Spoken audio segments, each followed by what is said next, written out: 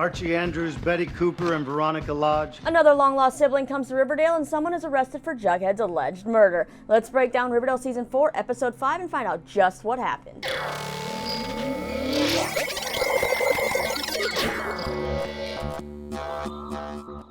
What's going on, you lovely people? Lisa here, and I am back from my little impromptu vacation, back doing videos, and you know it's time for another Riverdale recap. But before we dive in, if you haven't subscribed to my channel yet, be sure to do so, because I'm always here doing recaps, interviews, news stories, all kinds of things covering pop culture. But now it's back to business. So this week's episode is titled Witness for the Prosecution, and Riverdale decided to continue to do one of the things it does, I don't know if best is the right word, but one of its favorite things, bring up a long-lost sibling. This time we get a surprise Lodge sibling. Now this episode ends with another puzzle piece into the flash forward of Jughead's alleged murder, and honestly, the last few seconds of this flash forward in this episode were the most exciting part of this episode. This was kind of an episode that seemed to drag a little, definitely was like setting up a bunch of stuff, so it wasn't super, I feel like, intense in the same way we've had in the past couple episodes, but let's just go ahead and dive in. So first we have our continuation of Vigilante Archie, who thinks he can just scare off drug dealers and criminals left and right. So things aren't going well, as many of the local shop owners are starting to turn on Archie and this community center and the kids, and even the kids think about,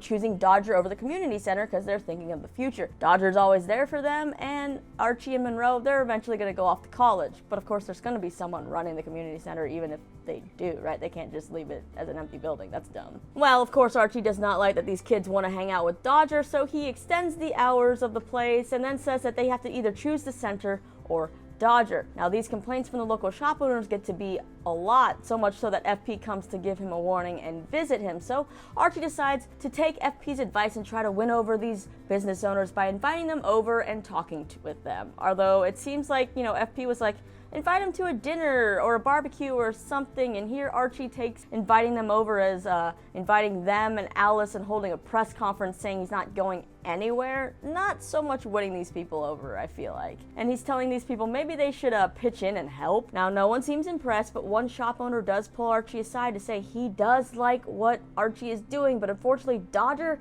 has gotten to them first and made all these business owners protest against the gym because these local businesses are paying Dodger for protection, because if they stop, then Dodger and his hooligans are going to, of course, smash their businesses and rob them. So they're kind of stuck in a pickle here. Now this, of course, pisses Archie off, and we see him with his dumb little mask go confront Dodger, telling him to leave town and declaring a war. And I have no idea why Dodger looks so scared. I mean, he's the one with a gun, and I'm pretty sure he's bigger than Archie, but yeah, this war doesn't seem like it'll be over for a while. As for Betty, she and Kevin join the junior FBI program, and up first they're studying serial killers. How convenient, right? And it turns out Betty is really good at picking out the killers from a lineup, and when Charles mentions that the killers had one thing in common, serial killer genes, it's like Betty is triggered because she's like, oh shit, I have those genes. And it's not something Edgar made up to tell her because it's confirmed by the doctor she goes to see. Unless somebody paid that doctor too, but that'd be really random.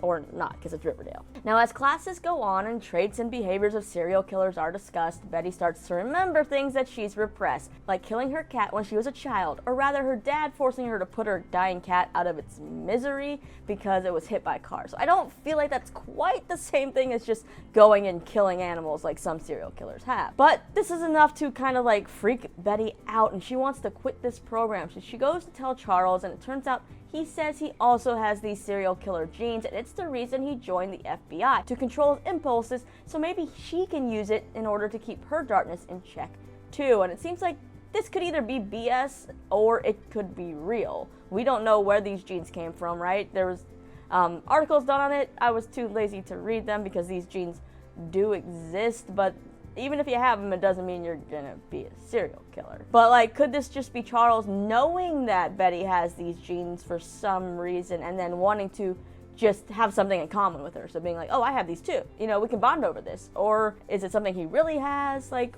what's going on here? I mean, I'm still kind of suspecting something fishy here with Charles, but there is part of me that wants this to just be he's just weird, and you know, he is who he says he is, and he's there for what he says he's there for. I do want that for Betty, but I'm still kind of on the skeptical side. But Betty, she's a really freaking smart one on this show. Like, she's smart, and she knows better than all of this, and her alarm bells, red flags, are going off, and she tells Kevin they actually need to stay in this program so she can stay close to Charles and figure out who the hell he is and what the hell he's doing in town, because she's only seen him go to 3 places. He doesn't do anything else. She doesn't understand why the hell he'd be in town trying to help FP with things. It just doesn't make sense. So he has mentioned he wants a family and he knows it's going to take time, but like, he's only trying to get to know Betty. I don't see him trying to get to know his dad or his half-brother and sister, or, you know, it's just, yeah. Betty is now suspicious and following Charles around, hoping to dig into this guy's past, because we know she got screwed over by a supposed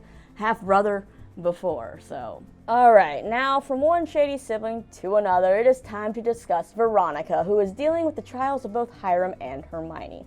Now, she's determined to keep Hiram in jail, so she's been working with the federal prosecutor to dig up stuff, and she is determined to do what she needs to in order to keep Hermione out of jail and keep her dad in jail, and that includes blackmailing Governor Dooley, apparently not for the first time. Now, Hiram keeps blindsiding Hermione in her case and threatening also people like Pop Tate and to take Veronica down as well. So Veronica ends up convincing Hermione to take a plea of guilty and confess to all the charges in order to use Governor Dooley, who is going to pardon Hermione because, well, Veronica is blackmailing him. And, well, that would make Hermione a free woman after all this. Now, Governor Dooley does agree, and Veronica is getting off the phone. She's in the speakeasy, and she's gotten this good news. And there's a lady at the bar who we have seen throughout the episode hanging in the back of the courtroom, of course, looking suspicious. It turns out she's a private investigator hired by Hiram Lodge to uncover things to help him win his case. And she had Veronica's place bugged and has all the recordings of her conversations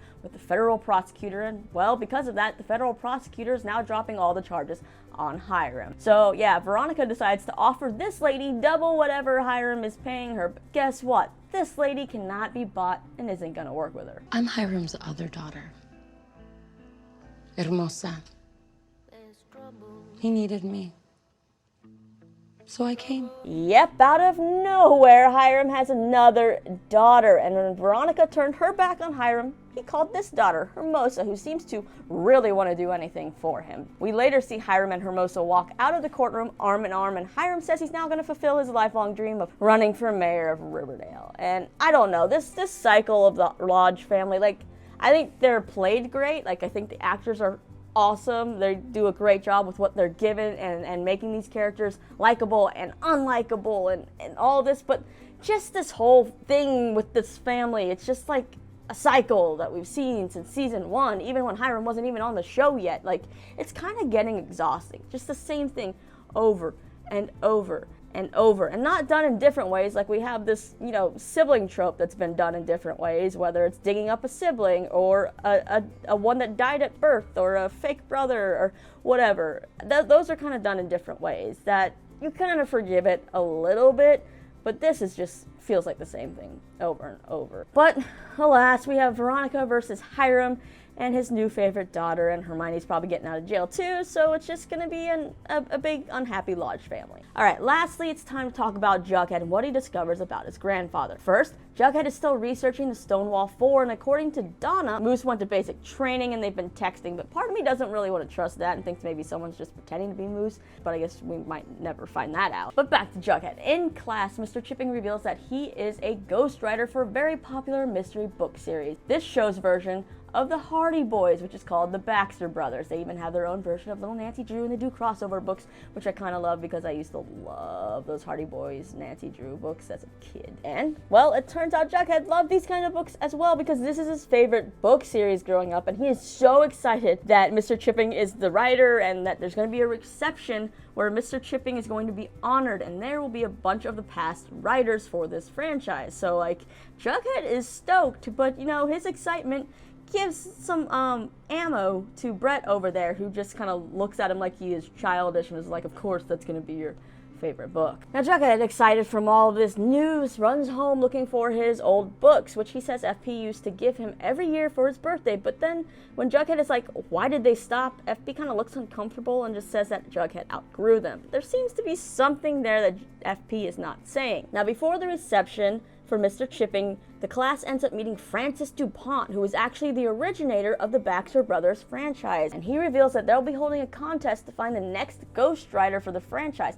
And they're actually going to be picking from the students in Mr. Chipping's seminar, because it's always been someone from Stonewall. Now Brett, of course, thinks he's going to win, but Jughead, he's up for some competition, and Jughead ends up looking through some old yearbooks just to do some research, and finds out that Francis DuPont knew Jughead's grandfather. And Francis reveals that Forsyth the First was a great writer who got into some rabble-rousing and all of that, but he was super talented. Now, Francis DuPont then invites FP to the reception because he wants to meet Forsyth's, progeny. So Jughead goes to talk to FP, but FP wants nothing to do with any of this. He doesn't know his dad as a writer and a talented man, but as a mean drunk. So at the reception, the group continues this tradition of playing murder, a game where, people draw cards, and if you get the murderer card, you wink at someone, they die, you gotta figure out who the murderer is. Jughead ends up becoming the murderer, which kind of seems like it's set up. So that game ends up coming down to Brett, Jughead, and another kid. Now Jughead winks at that other kid to kill him, and then we're left with Brett and Jughead. So it's pretty obvious because Brett's like, I knew it, Jughead's the murderer. But by that time, it's kind of like, dude, the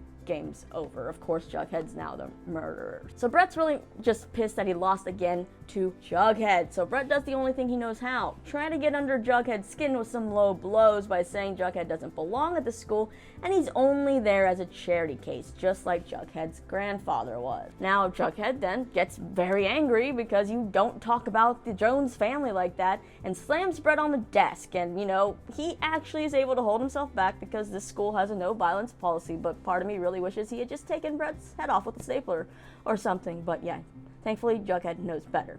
Instead, he returns home and he tells FP he wants to quit, which FP actually surprisingly is not going to stand for. He doesn't want Jughead to throw away his opportunity to graduate high school, something he and his father never did. So even though this school is horrible, FP's like, you can't leave. FP also comes clean about those Baxter Brother books that Jughead used to receive every year. They were not from FP. They were from FP. They were from the first FP, Jughead's grandfather, who used to send these to Jughead. Now, Jughead goes back to school and starts reading one of these books and notices a page ripped out, which he did notice before, but he looks even closer and uses his super duper spy skills of rubbing a pencil over the indentations of the message to reveal that it was a birthday message from his grandfather. Never let anyone tell you that you don't belong. P.S. Trust few and never let them take anything from you. Then, the next day at class, Mr. Chipping and Mr. DuPont reveal the theme for the writing contest, which is devising the perfect murder. And Jughead now says he wants to be called Forsyth, I'm guessing, so that he can honor his grandfather's name and also fit in more at the school, but I'm still going to call him Jughead. We then end the episode on our flash forward in biology class spring semester. So after the last flash forwards, we kind of saw the burning of the clothes and Betty leading a search party and Jughead's dead body. Now in this flash forward, FP and the police show up to class to arrest none other than Archie, Betty, and Veronica. Archie Andrews, Betty Cooper, and Veronica Lodge, you're under arrest for the cold-blooded murder of my son, Jughead Jones.